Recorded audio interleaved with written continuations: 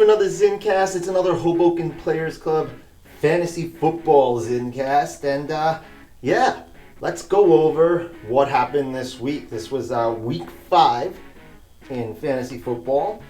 And does anyone remember what I said on Saturday?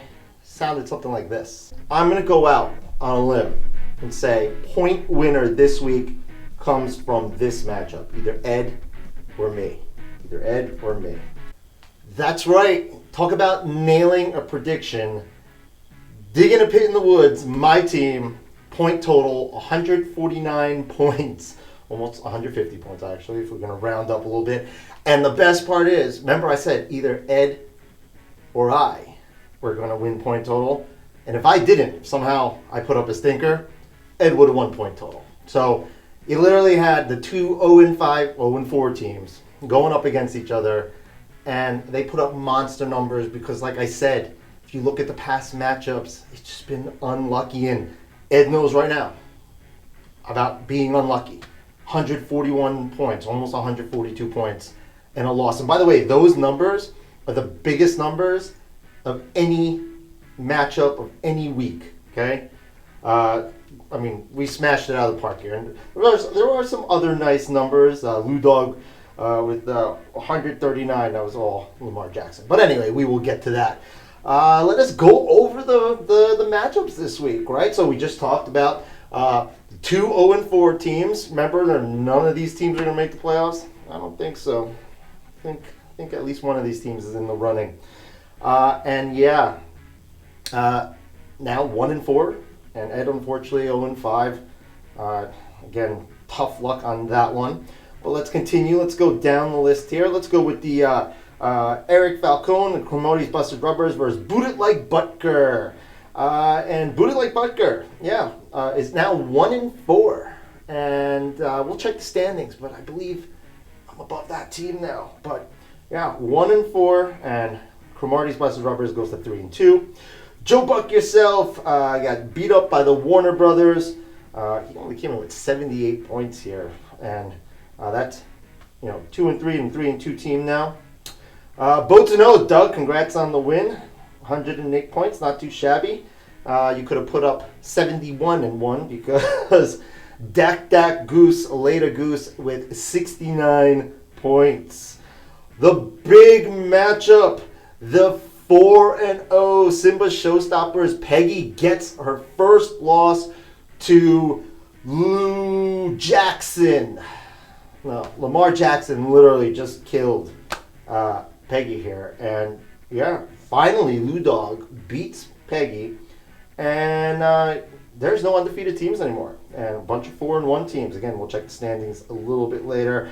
And the last matchup, Dave with the Pittsburgh Feelers beats up on Dan, who only puts up 95 points. And again, Dave now at 4-1, and Dan down to 2-3. He might not make the playoffs. We'll see how that goes. I wouldn't give him 0% chance, but we'll see. All right, so let us check those standings now. We got 4-1 teams. Simba, Lou, Pittsburgh, and Boats and Hose. I'm related to 3 of those teams, right? And we know how to do our fantasy football. The Warner Brothers and Cromartie's Busted Rubbers are both 3-2. Then we start hitting the 2-3 teams. Miracle Meadowland, Joe Buck yourself, Dak Goose. Coming in at number 9, digging a pit in the woods. We're going to keep on digging that pit, but who knows? Maybe we'll start putting a ladder in it and start climbing out, because we are no longer last in the league. We are 1-4. And just one more time, the points against, 582. That is second in the league. The only other person who has got more points against is you, Dan, with 588.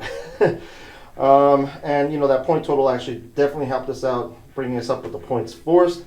And then Boot It Like Butker, the team without running backs, is 1-4. And again, the only win against me, complete luck. Just thank the Patriots. Or thank the Jets, should I say. Hate the Jets. And then Ed with, again, 566 points against. It's just been unlucky, losing matchup after matchup by such small margins. And again, if it wasn't for the monster showing from my team, you would have won this week if you played anyone else. So don't give up, man. You got this. Listen, what I'm seeing here is a whole bunch of 2 and 3 teams, a whole bunch of 3 and 2 teams. Injuries are creeping up on everyone, and I think that this is still wide open. I can't eliminate any of these. I can maybe eliminate.